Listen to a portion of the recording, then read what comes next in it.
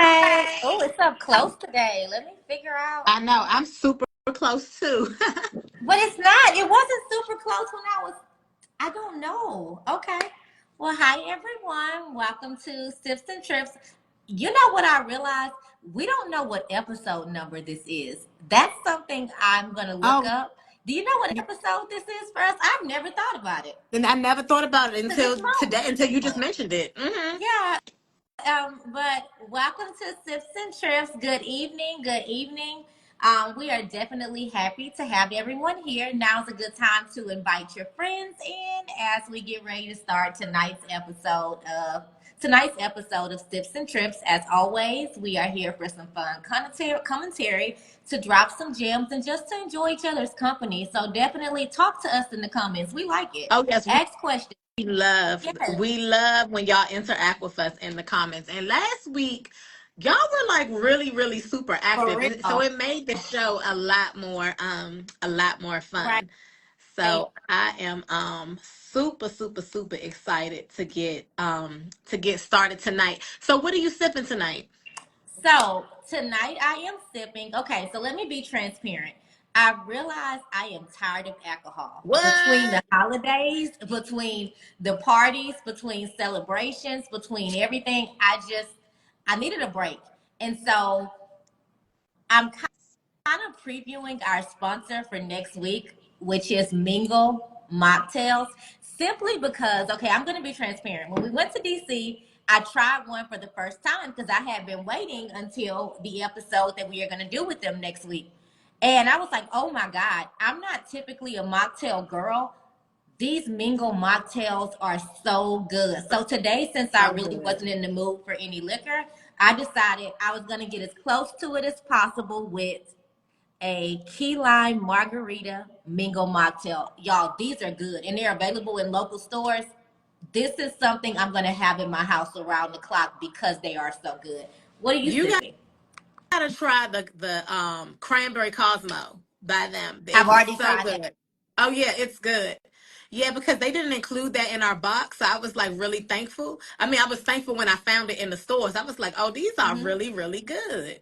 And Hmm. actually, that was one of the ones that I got.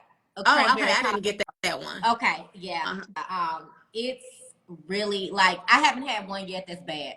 Yeah. They are extremely good. And so I see people dropping in through the comments.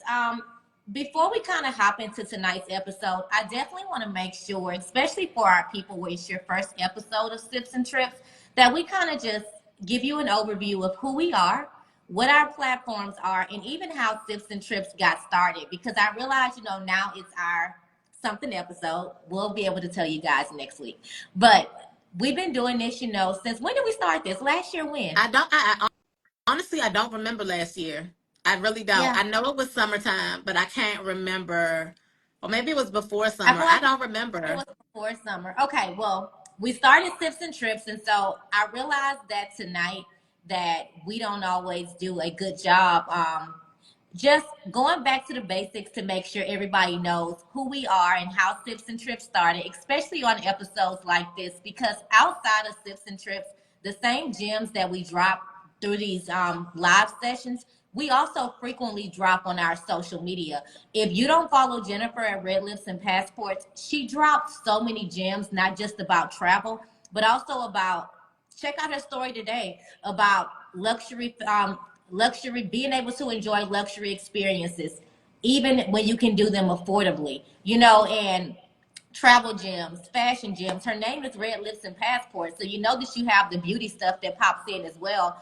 And so I'm Tania. I am the owner of Travels by Tania, a full service travel company. My background in travel comes from me being a travel writer. And that's originally how I started. A few years ago, I was a blogger.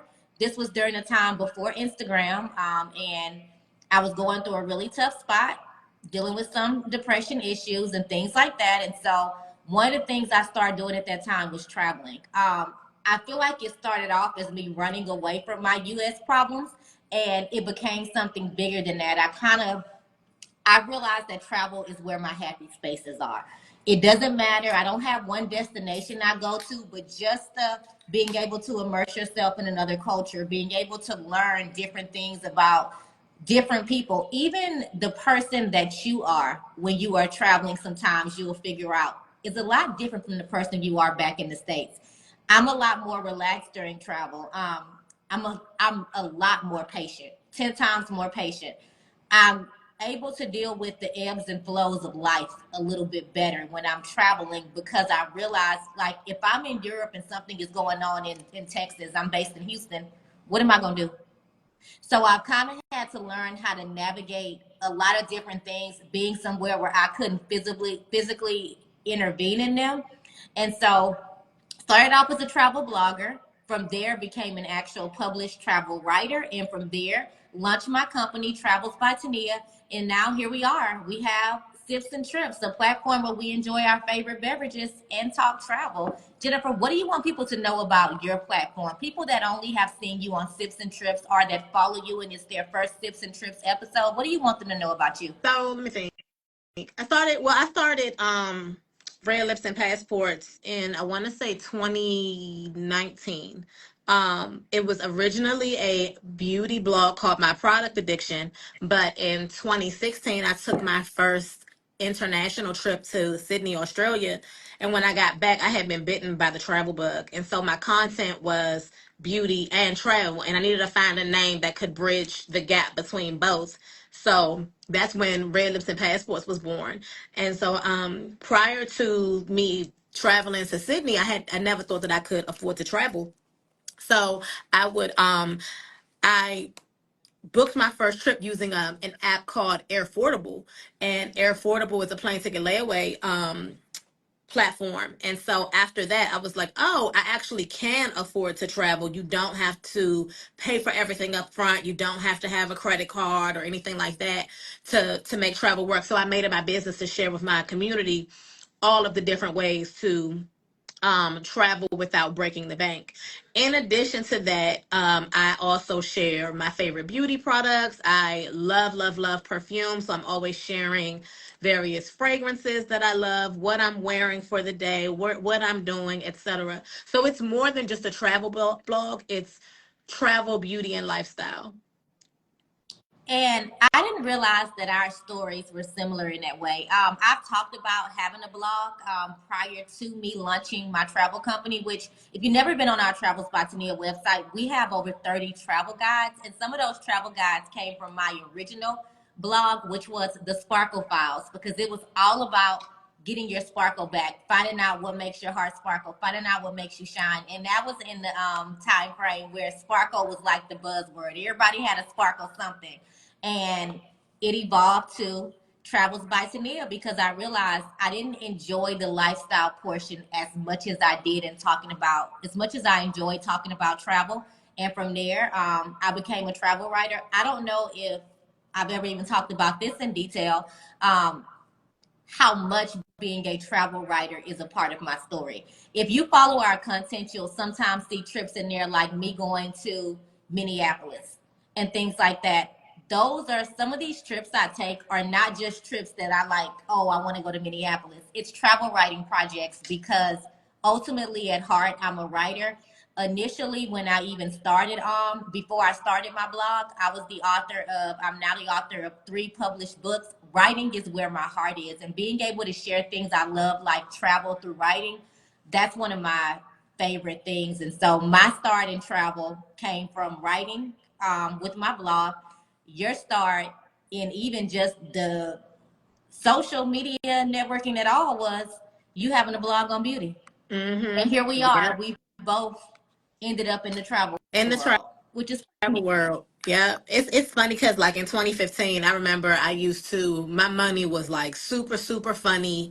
And I would sit at home and watch YouTube videos of content creators all day long. Like, oh, I wish I could do that. I wish I could do that. I'll never be able to do that. And then look now, all these years later, I'm actually doing it. 9 years later, I'm doing the thing that I said I wanted to do back in 2015. So life is funny. I love that. Um, I did want to say, oh shoot, I spilled it. I did want to tell you guys what I'm sipping tonight. I am sipping Bombay Fire by Mocktail Club. And Mocktail Club Oh, is a Black woman-owned mocktail brand, and it's on brand for tonight because the names of the mocktails are inspired by her global travel. So y'all should definitely check her out. It's available. They have 4 different flavors, I believe, and they're available in local grocery stores. we're on our mocktails hard. I Mm-hmm. love that. Both of us just randomly are drinking canned mocktails tonight. And so if you're just joining us, I am drinking a Mingle mocktail, and Jennifer is also enjoying a mocktail by Mocktail Club. Mm-hmm. What flavor is that again, It's called Jennifer? Bombay Fire. It has pomegranate tea and chili peppers. This is actually one of my favorites.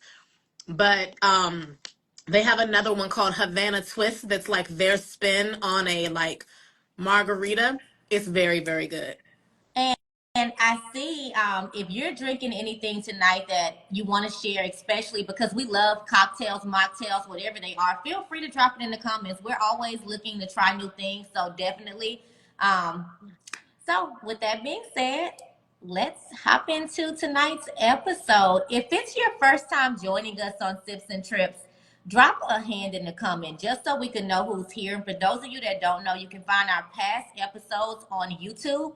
Search the Travels by Tania channel, or just click the link in my bio and you can find our past full episodes on YouTube. Which, if you're just joining us, if you're just this is your first Tips and Trips episode, we've been talking about we are eventually switching to this year YouTube and podcast format. And so our YouTube channel is going to be the place where you can always find our full content and gems drop there as well. Yeah. So, anything else you want to add in our intro before we talk about 2024? No. Mm-mm. I'm ready. Okay. And so 2024 is, I don't know about you, Jennifer, but when you are, I know this year you don't yet have a lot of your trips on the calendar. How do you plan your destinations for the next year? How do you decide where you're going when you're planning out your travel experiences? Um, it's interesting because I really just don't plan. Everything just kind of just falls in my lap. Like we were well into 2023 when you announced the Brazil trip. Brazil was not on my radar for the Okay. year. So I just kind of like ran pretty much everything I did last year with the exception of St. Martin was just kind of fell in my lap. Yeah. Okay. And How about you? so I have like a travel bucket list. So I know the places that I want to go, and I try to incorporate as many of those places into my year as I can. But there are just some, for instance, I have not been able to find a way to make work. The Amalfi Coast. Mm-hmm. I really want to go to the Amalfi Coast during the summertime, and I just, for whatever reason, I always have something else planned. Life is lifing, whatever it is. But I typically look at the year. I start off with what are trips I have to go on. Those are your conferences, your professional conferences, whether you're visiting friends, girls trips, things like that. And then from there, I say, okay, what else can you fit in this year? And so this year, I know on my bucket list, I'm going to Cape Town in March. Cape Town is one of my favorite travel destinations. Like, it just is. When I went to South Africa for the first time in 2018, I've talked about this trip in some detail, but it wasn't just South Africa. We started in Egypt. We went to Cairo, then we went to Johannesburg, Cape Town, and then we flew to Dubai. Out of all 4 of those places, Cape Town was easily my favorite. From the scenery to the people to the nightlife to the activities, just The everything. The wine. wine, oh my God, we'll just talk about how much wine I drank in South Africa. But even when you are flying, when we were flying from Johannesburg to Cape Town, being served South African wine on the airline. I forgot which airline we flew, but it was an Africa airline based in Africa. But okay, so I'm gonna be fully transparent. That seems to be the word for tonight. Sometimes when I'm drinking wine, what I do before I drink it, when I decide like what I'm gonna do, I look at the alcohol I content. How much do the alcohol is same in this thing. bottle? Mm-hmm. Like, I'm sorry. If it's 9%, you can have it and we'll pass on that. When you get to South Africa and you're seeing wine that's like 17 and 18% alcohol and it tastes good. And then knowing that within your immediate vicinity, places you can access, you can spend an entire day hopping from winery to winery, whether you're going to Stellenbosch. How do you pronounce the one with the F? Frank? I have no idea. I Okay. only went to Stellenbosch. That's the only Okay. one I went to. Only area So I went to. there are multiple wine regions outside of Cape Town, and you can catch the wine tram. You can do private tours, whatever you decide to do. But on one of my tours, the driver said, he said he is from the area, born and raised. He works in the wine industry, and he still has not been able to visit every winery in the area. So that gives you an idea of how many wineries they are. And there are literally wineries for everything. If you like pizza, there's a winery where there's pizza. If you like cupcakes, there's a winery where there's cupcakes. If you like hamburgers, like there were wineries for everything. And I fell in love with this company called JC Leroux. It's a sparkling wine champagne company, one of my favorites. But from having access to the wineries, you have a beach, you get to see penguins. We got to go to the Boyacop. I just feel like there was so much range in Cape Town, range that I've never seen in any other city. Like going to, I'm drawing a blank, Chapman's Peak? No. Mm-hmm. I don't. Okay. It's something. Yeah, I think it's Shannon Peak. Yes. Going around Chapman's Peak, like there was so much to do and so much to see. And I happened to be there. I think that we were there in the same year, weren't we? Or around the same time? I was there 2018. 2018. I think October into 2018. November. Okay, Yeah. I was there 2018 July. Were Okay. they So still we just having the missed each other. yeah, were they still having the water shortage when you were Yes. there? Okay. Yes. But my experience was probably worse than yours because my first week I was in a volunteer house. So our showers were limited to 2 minutes. When Oh, I yeah. I went the second week that I was there, I stayed in a villa that we had rented. And I think we were allowed, I want to say 5 minutes, 8 minutes. We were allowed 8 minutes for showers. So we had the B&B. It was an apartment and it was extremely nice. And outside of them just expecting you to be a good person, they really didn't do a lot of monitoring water usage in our building. Mm. But that was one thing that we were just conscious about. One of the things that I'm big on is that if I go somewhere, I want to make sure I'm respecting whatever is going on. There were a lot of things going on when I was in Cape Town. You had the water shortage, and then you also had the protests going on in the Boyacop. If you're not familiar with the Boyacop, that's the area in Cape Town where a lot of people take pictures. That's where you have the colorful houses. Um, Previously, the reason why those homes are colorful is because prior to back when slavery was still a thing in Cape Town, slaves were not allowed to wear colorful clothing. So the way that they expressed color was in painting their homes. So that area was originally a slave area, and those homes are typically owned by Black South Africans. What's starting to happen now, thanks to social media and gentrification, is that these are homes that have been in families since slavery.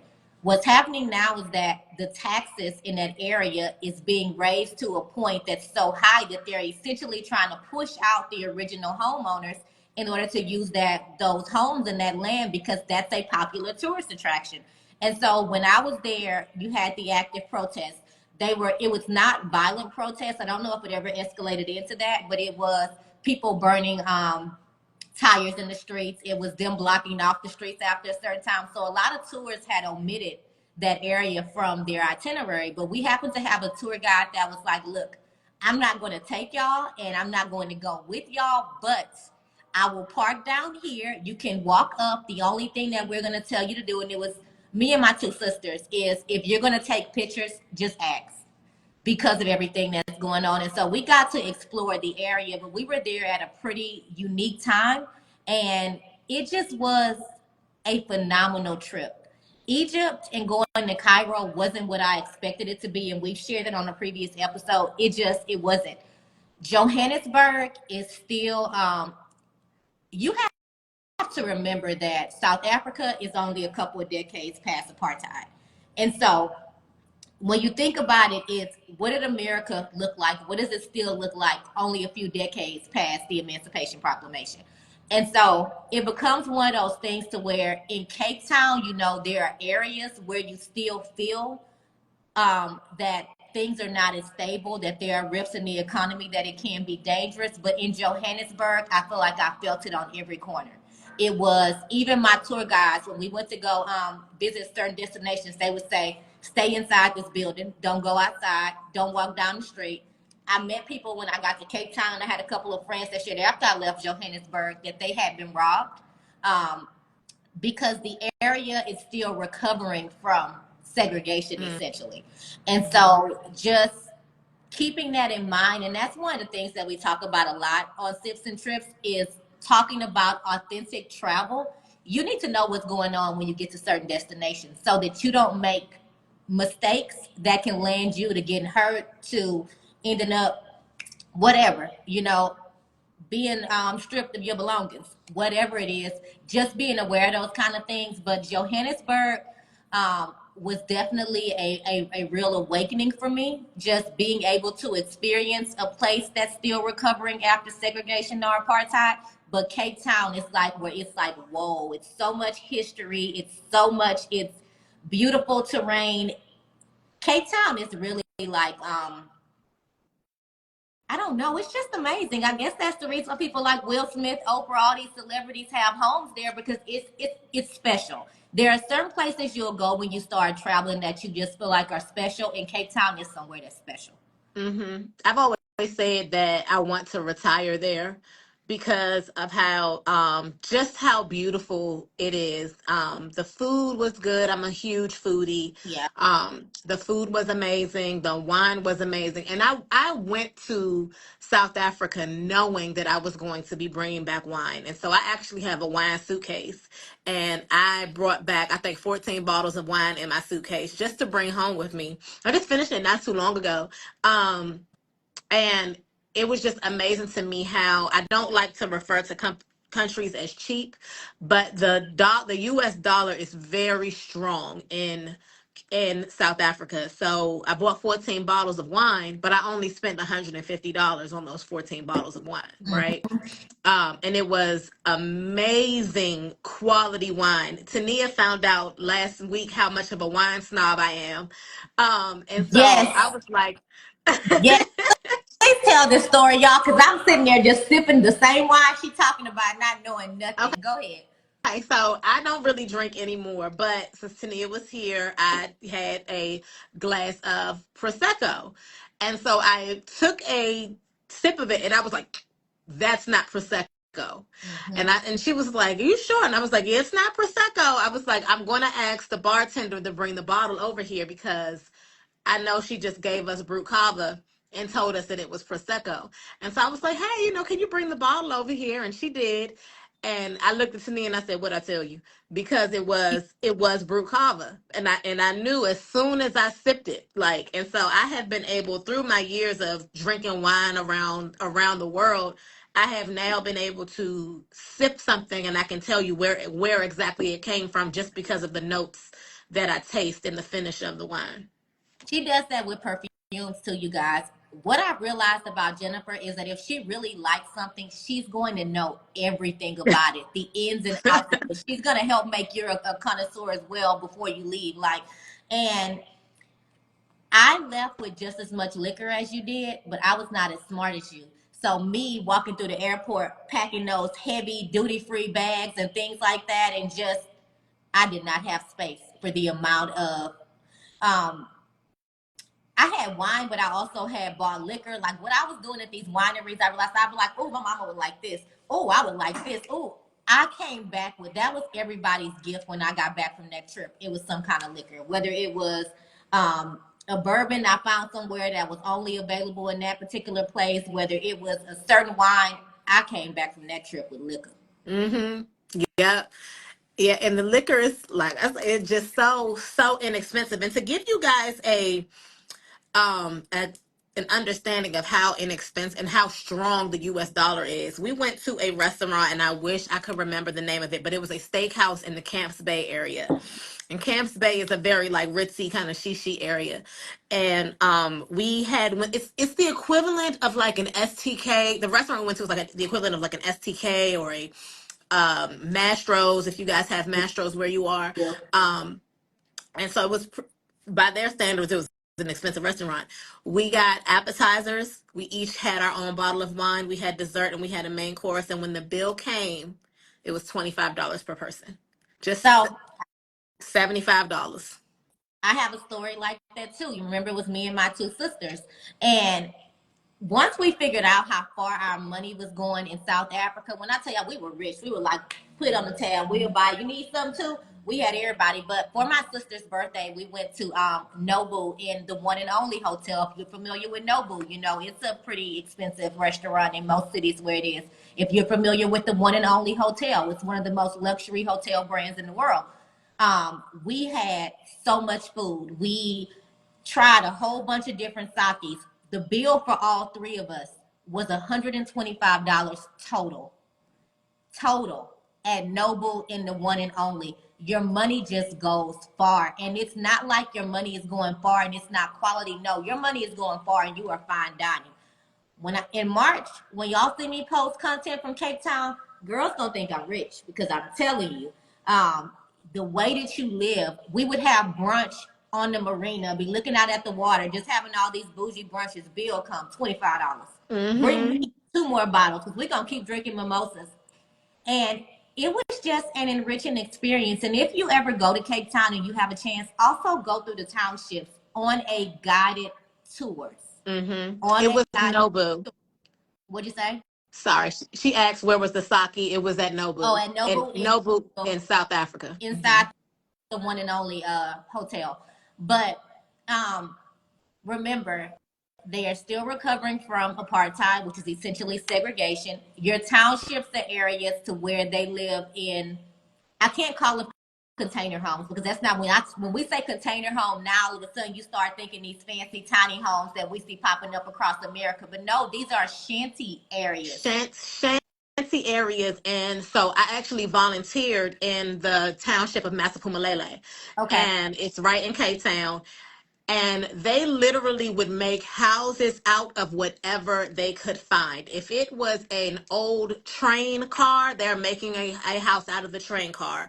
And it was actually really sad because as we got there, someone's house had burned down. The land is not owned by any of the people in Massapumalele. It is owned by white people. And there are a few houses that are on there, but those houses are also rented. And then you can basically rent pieces of the land so that you can build your own little shanty house. And so a lot of them are sharing electricity, like wiring from someone else's houses via a generator. And a lot of people don't believe in banks, right? And so these houses are prone to catching fire. And when they catch fire, they lose everything because there is no real structure. That means that because they don't believe in banks, they also lose all of their money too. Yes. And if you guys can imagine, think about when you used to watch cartoons back in the day, and there'll be a fire and everybody's passing the bucket of this water. And by the time it gets to the end, the last person, there is no water, right, to pour on the fire. That is exactly what it was like there. So they didn't have a fire department. So everyone is kind of like just throwing water on it. And so I can share in my stories, the aftermath of what it looked like with them just trying to salvage whatever they could from the fire. It's very, very For humbling when you go sure. into when you go into these townships. We actually volunteered at a school, and it was pretty sad because first of all, the kids were so thankful for what they had, but they didn't even have toilet paper. And here we are in America, when 2020 happened, everybody was hoarding toilet paper, and those people just didn't even have one roll on a regular day. Yeah. Excuse me. Yeah.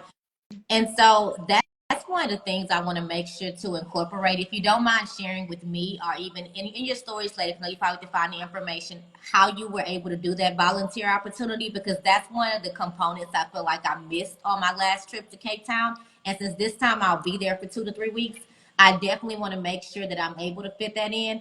The most that we got to do was we got to go into like the neighborhood community center is what I can equate it to where the kids would Mm. go for like additional activities. There were art classes, pottery classes, and we kind of got to go through and peruse some of their work. And that was definitely a good experience. But know what I forgot to mention? I realized I have not mentioned this when I've talked about going to South Africa. Did you go to Johannesburg or just Cape Town?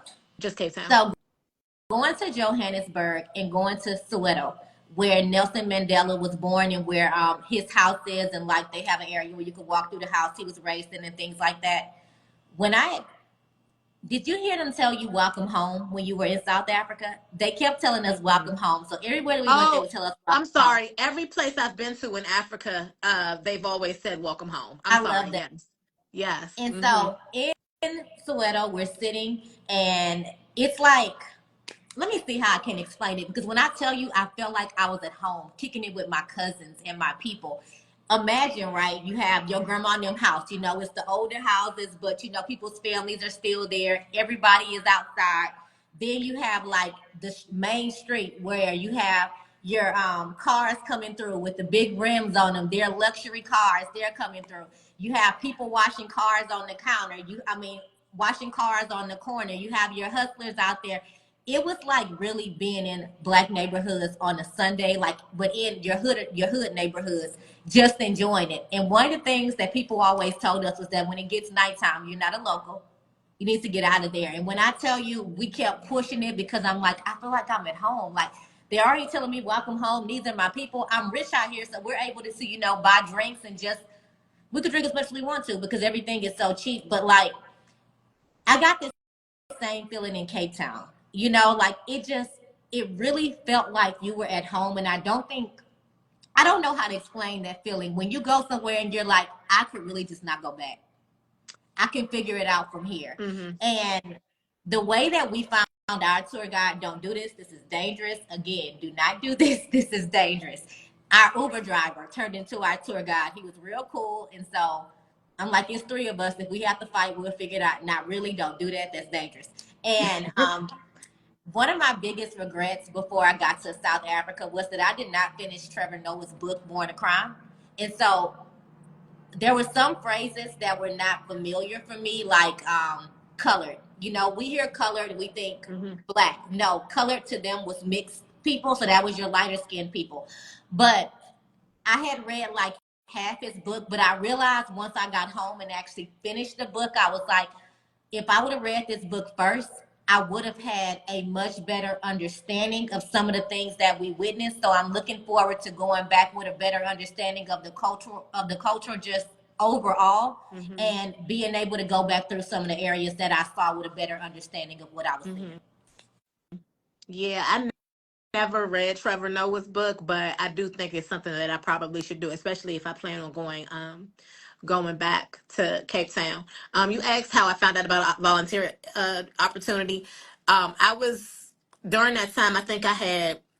I had met a girl in a class that I was taking at a church, and she organized it. But I do believe I still have the contact information for the woman who ran the organization in Massapequa. So if I can find it, I'll That send you her info. would be great. Or if anybody else, if you've traveled to Cape Town and you have information on volunteer, definitely shoot it to my page. Like I said, I'll be there in March, and that's definitely something that I would love to do, especially because I'll be there for an extended period of time. No problem. Trevor Noah's book is called Born a Crime. It's Born a Crime. I think it's the only book that he's written though and published. I think. Don't quote me on that. So if you just Google Trevor Noah's book, it should come up as well. But the title of it is Born a Crime. Hmm. And so we kind of got off just talking about Cape Town since that's where I'm going. But Cape Town is always, I love it. Um, the rest of the way that I planned the rest of my destinations for this year, though, I'm also going to Asia, and right now it's Thailand, the Philippines, and Vietnam. That might change. Sometimes when I plan trips and it's multiple cities or destinations, it changes before I get there because it's typically based on what made sense. It's born a crime, born a crime. Um, but Born a does that ever crime, happen?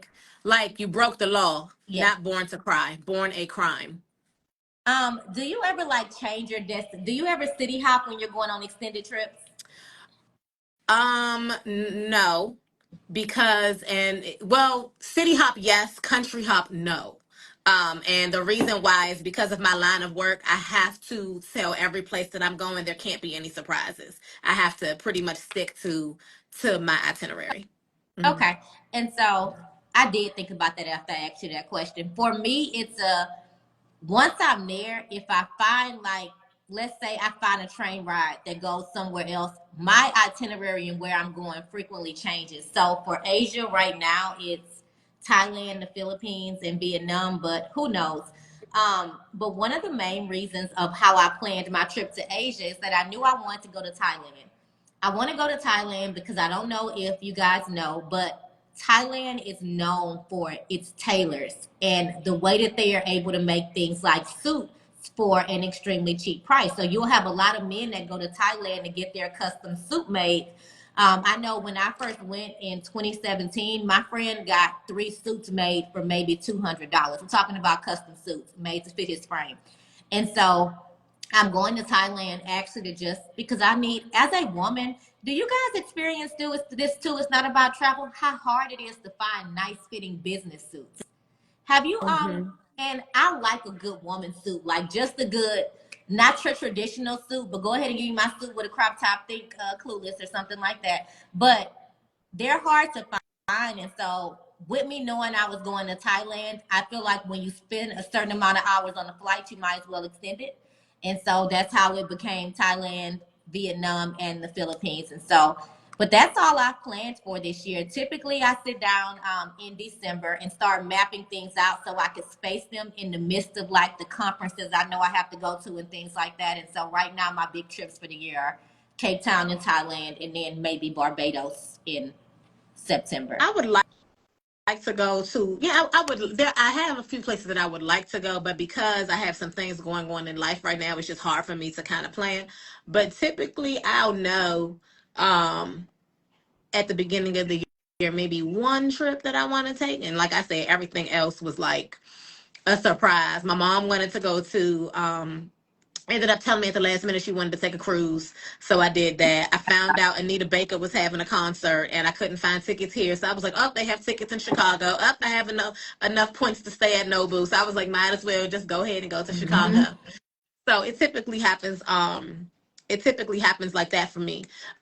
One question that we did get from our community is tips for solo travel. So because you'll be going on your trips solo, right? So Cape Town, my little sister is Okay. coming. But when I go to Asia, solo. And what are some key things? I guess because we both are pretty experienced as solo travelers. So what are some key things that you like to tell people when traveling solo? I'm gonna definitely share mine, but Jennifer dropped some content about this. I've seen you post some content about traveling solo, like things not to say to people when you're in different hotels. So if you're not already following Jennifer, Red Lips and Passports, definitely check her content out because she posted all about this as well for you to be able to get those gems. But I know the biggest things for me first um, when I'm traveling solo, I try to have a definitive plan and itinerary that I can share Hmm. with my family and friends, and I also make sure to share my location. I did not realize how accurate sharing your location is, even when you're out the country, until I was in Mexico City and I asked my aunt, I said, hey, tell me what building it say I'm standing in front of. And she was able to tell me the name of the hair salon I was standing in front of in Mexico City. So Yeah. I always share my location. And I also share an itinerary, and it's typically on a Google Doc. So if it changes, my family and friends see the changes in real time. So there are no surprises. Is South Africa safe for solo travel? To be honest, if my little sister wasn't going, I was absolutely going by Yeah. myself. But it's just like anywhere else. There are places probably in your city where you don't have any business being, and you need to keep that same mentality when you go out the country as well. Um, when we talked about South Africa, we talked about making sure that you are doing guided tours, especially when you're going through these townships. They have smash and grab areas, but there are signs that clearly say the smash and grab area, hide your belongings, but just handling it like you would handle a area where you know that people may have less resources in some areas, and be smart. Mm-hmm. It's not Leave your Gucci bag at home. Like if you're going down the regular street, fine. If you're going to the townships, leave the Gucci at home, okay? Because these people see Gucci. First of all, they already think you got money because you you're match. American. You're Hmm. you're American, but your clothes match. And because them, they really wear pretty much put anything together in the townships, right? If they see that you have yourself all the way together and you're matching, they're like, okay, American, she matching, and she got a Gucci bag. Let's rob her. Hmm. So it's just like if I for certain areas, even in my own neighborhood, there's certain parts of my neighborhood that I don't go to at night because I'm like, okay, it's a little unsavory over there. Um, so you just want to be mindful of those things. For sure. Um, And I know even like if you don't walk outside in an area that you're not familiar with at 1 o'clock in the morning, it's not the time when you're out the country to start trying those kind of things. So just yeah, use your common sense is the biggest one. I think let people know where you are and use your common sense. Like just think about things rationally. I get it. It's exciting. You're somewhere where you want to be. But I always cringe when people say, I want to go to, and they use different terms for it. I want to get here and go to the slums, to the ghettos, to the whatever. Like people the going to favelas. Chicago, right? Like people going to Chicago and deciding that they want to go to O Block. That's why, because what are you highlighting in that area? What are you going to go see? Because it almost sounds like I'm going to make a mockery of something. You don't have any business being over there. That's Right. not to take pictures. And What is there to see? And right, even like when we went to Brazil, like it's not advised that you go, they call their slums the favelas. And so they don't even advise that you go take a tour of the favelas. Do people do it? Yes. Do they recommend it? Absolutely not. Right. right. So you want to make sure that you're making wise decisions when you're traveling. But one thing that I always tell solo travelers to do, and this is like my number one rule, is to lie when you need to. Yes. No, I God gonna also understand, I promise. You will be good. Blame me. Yes. Go ahead. I lie when I need to. I always put someone else's name on my room, especially a man. I typically put my dad's name on my room because when I'm checking in, I don't want you to think that I'm checking in by myself, right? That's a good idea. Um, and so also, you have to be very, very careful because sometimes someone will say, like the bellman will come up to you and they'll say, "What's your room number again?" Don't say your room number out loud. Well, you can follow me, but don't say it out loud because you don't know who else can hear you. Because someone can hear you say, "I'm in room 618," and they're like, "Oh, okay, let me follow her to room 618." And I also travel with an alarm and I travel with a door security stopper as well. Those are definitely good tips. I'm gonna be honest. When I'm traveling solo, unless it's somewhere I've been and I feel comfortable, or somewhere where I feel comfortable, but you have to remember I've been to 30 plus countries, so I have a pretty good gauge on this now that I did not have in the first 10. I like staying at hotels when I travel solo. A B&B, VRBO, whatever, apartment rentals, house rentals, those things place you in a neighborhood where it's easy for someone to tell whether or not you belong.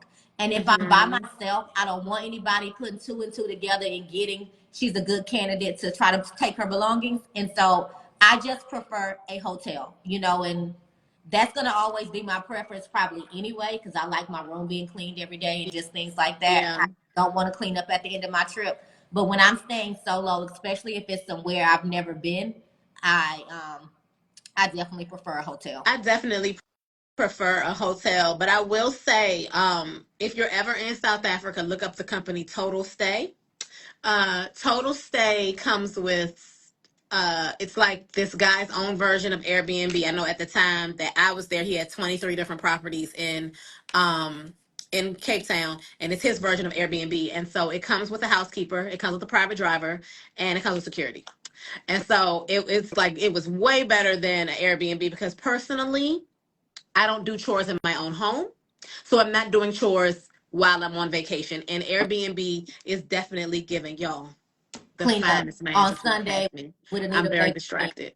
Mm-hmm. I'm very distracted because the finest man just walked by. Oh, But okay, turn let me your bring myself camera and back. let us see I him. can't. He gone. But I'm gonna find him because that might be my husband because he was looking and my lipstick was popping, y'all. You We cute. gonna see. Um, but Lottie said that she is taking her first solo trip this year. That is exciting. Drop where you're going, Lottie. And if anybody has any tips to share with her, definitely share them. Sips and Trips is us talking about travel and sharing information. So we are always sharing information, sharing whether it's in our content, whether it's in our DMs. Definitely, our goal is to help make you more well-informed travelers. And I'll say this, even going to Cape Town, because I've been and I understand the area and kind of what to expect, I would do an apartment in Cape Town, but it's only because now I've been and I understand like what Yeah. the layout of the land is. But just drive sometimes, especially as a solo traveler, just rent an Airbnb, absolutely not. Yeah, absolutely not. The other thing is that you want to be careful. You don't advertise that you're solo, Mm-mm. right? Like someone says, "Oh, like I remember one time. I don't remember where I was. I want to say it was Mexico, and I was by myself, and this couple that was next to me was getting a little too. I don't know. I was very uncomfortable. And one thing about Black women is we're gonna look out for each other. Mm-hmm. And the girl across the bar saw me and she was like, she didn't say anything, but I looked at her, she looked at me, and we gave each other the black girl stare. And she came over and was like, "Boo, sis, you ready to go?" And I'm like, "Yes, girl, let's go," because she knew I was uncomfortable. Mm-hmm. And so, um, be very, very aware of your surroundings. Avoid telling people that you're solo. Like I said before, lie if you need to. "Oh no, I'm not by myself, I'm waiting for my friends, they're getting ready to join me at the bar," or something like that. The other thing is that you want to look up any tips from your favorite content creators. TikTok is a great resource for finding a lot of tips on solo travel. Chelsea Does Travel is I believe she's primarily a solo traveler. She is amazing. She's Amazing, been absolutely. to almost every country solo. And so you definitely want to follow her for a lot of tips. Now, one thing that Chelsea does that I do not approve of is she goes to the places that it's really not safe for you to go, but she does show you how to do it safely. And I really want to stress how important it is for you to follow the rules when you are traveling, whether you're solo or with a group. Um, Jail here is not jail in another country, For okay? And sure. I always mention this one movie. It's called Broken Down Palace, and you can find it on HBO Max. And it is about two friends that lied to their parents and told them that they were going to Hawaii, and they actually ended up going to I want to say Thailand. And they ended up meeting this guy. They lied about they were hot. They decided they wanted to go to the pool at this hotel. They were not guests at the hotel, so they lied and said that they were staying at the hotel. Okay. The other thing is that they met this guy. They were getting ready to court, and this guy saved them. They became too friendly with the guy, and the guy was like, "Let's go to Hong Kong for the weekend." They were down to go to Hong Kong for the weekend, and when they went to go, it's called Broken Down Palace or Broke Down Palace. When they went to Hong Kong for the weekend, they never made it out of the airport in Thailand. The police found them, opened their backpack, and they had heroin in their backpack. And now they are locked up in a jail in Thailand. And y'all gotta watch the movie to see what these women went through during their experience. And it was all because they were too trusting. They lied. Lying in another country, that's like a serious offense in certain countries, That's right? against Because your reputation is law. everything. Mm-hmm. Yep. Your reputation is everything. And when they went to court, them lying at that hotel played a role in them getting locked up. One of the things that I'm always that always another cringeworthy thing for me is when people realize that certain countries have certain laws and it becomes, well, they just need to change them. That's not the way it should be. Regardless of whether or not we agree with certain laws, if you don't like them, don't go. But Mm-hmm. not being aware does not mean you might have a family attorney, you might know somebody all over the US you can call. When you go to jail abroad, did we not see that with Brittany Griner? And I say that because she isn't the only person locked up for marijuana in Mm-hmm. Russia. There are several people. There are some places, I always talk about this one, the marijuana one, a lot. In certain places, it'll get you the death penalty. Bali is one. Mm-hmm. You know, I don't know if you guys remember the influencer that got kicked out of Bali during COVID because she was a gay woman. She was there with her partner. That's not something that is considered to be legal or moral. And she was sharing tips for how to move to Bali, and she was deported and can't go back. Know where you're going, know the laws, know the rules, know the customs, and if you do not like it, just don't go. It's simple. Just don't go. And one thing that I remember reading this article during 2020, a lot of countries took COVID way more seriously than the US did, right? So like for example, I believe it was Australia, the day that you could go to the grocery store was based on first letter in your last name, right? So then everyone wasn't there at the same time. And there were certain countries that had like even more strict rules than that.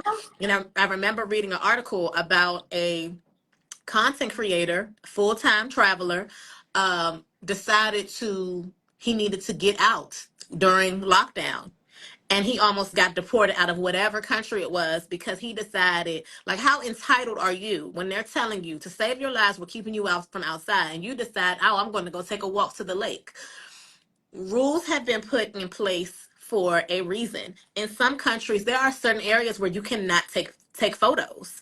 There are when we went to Morocco, I was like, "Oh, what is this beautiful building?" And I went to pull my phone out, and our driver said, "Put your phone away. That is the King's Palace. You cannot take a picture there." And I was like, "Oh, okay, thank you for letting me know." I was a very new traveler at that time, so I didn't think about like, "Oh, are there like forbidden places?" or, "Oh, let me tell you guys a story. It is not a story about me, but look up John Allen Chow. He is a great example of why you don't he is a great example of why you need to follow rules. There is a place called North Sentinel Island, and North Sentinel Island is not inhabited by Western culture. Okay, they are their own tribe. They the only ones that live there. Ain't no diseases, ain't no sickness, because no one can come on that island. It is forbidden for you to go. John Allen Chow was a missionary, and he decided that he was going to go spread the gospel at North Sentinel Island. He With went mental to health, Indonesia. I think he had mental health issues as well. And so he had been planning this, and people were like, "Are you sure you want to do it?" And he was like, "Yes, God is telling me that this is what I'm supposed to do." He went to Indonesia. He found this man. He paid this man to take him on a boat over to North Sentinel Island. And the first attempt, they shot an arrow at him and went straight through his Bible. You would think that he would have turned around and went on about his merry way, but no, he did not. And he went back again. And this time he made contact with the land. They immediately killed him, and they dragged his body around the island. The State Department cannot help you, okay? There was nothing that they could do for that man. His family never got to say goodbye to him, a funeral or anything, because there was no way for them to safely recover that man's body. There have been people, I don't remember if it was him, but there was one person that tried to Before go, him. and they cut his head off and stuck it on a stake like, y'all come back over here if y'all want to. This is what we're going to do to y'all. There are reasons why rules are put in place. It is for your safety, and it can breaking them can be a matter of life and death, to be honest. Yeah, and like even when you hear about, a lot of people have a lot of complaints about going to Dubai. And I get it. I am not a huge fan of traveling to Dubai. I've been several times, but it's not because of their laws and customs. I know before I go over there what things are acceptable. But as Americans, sometimes, as messed up as America is, we don't realize what our privileges and freedoms are. And so we go to other places sometimes and do things that are acceptable here. You don't want to end up in jail out the country because nobody can get you out. Mm-hmm. And most of us don't have families that can figure out how to garner up the political support to get you out of there, because we've seen with celebrities getting stuck. And Mm-hmm. I mean, there are rules, there are laws, they are in place for a reason. And that's it. Lottie asked us about what's going on with Brazil in their visa process. Next week on the 17th, we have one of our favorite travel company owners, Isabella, And she's the one who organized all of our activities. She's a local to Rio de Janeiro. And she's going to be on discussing travel to Rio de Janeiro, tips, what's going on with the visa process. So if you don't already have it on your calendar, next Wednesday, 8 p.m. Central Standard Time, 9 p.m. Eastern Standard Time, add it because we'll be talking all about Brazil. That was one of the best trips of my life. Hands That down. I have been to, Hands down. and that was literally one of the best trips of my life. And me and Jennifer have been talking because they keep pushing this visa date back, and I'm going to ask next week, but I feel like it's because the original deadline was before Carnival. It was today. The original deadline was today. Yep. And Carnival is getting ready to come up, and I think that they felt like, okay, with Carnival coming up, how much money are we going to lose by kicking off this process right here? We got to go in September, right before all this took place. I'm definitely going back, visa process, whatever it is, but Yeah. I loved it. The food was so good. We had so much fun. Lottie say they got to make that tourism money. I get it. You know, COVID hurt a lot of economies, so I wouldn't be surprised if we start seeing this in other places. I know Europe is finally implementing a visa for American citizens. I'm not sure if that's already came down or if it's coming down soon. It's this year, but I don't remember what month it's and it does and it has there are some of the countries that are in there. I think it's called like a Schengen visa or a Shenzhen visa. I can't think of what it's called. But some of the countries do require you to provide financial information. Yep. And I know one question I get often asked a lot is why. They want to make sure that you ain't gonna get stuck in their country, that you can go home. Okay, because look up the passport bros. Okay, passport bros be getting stuck in certain countries.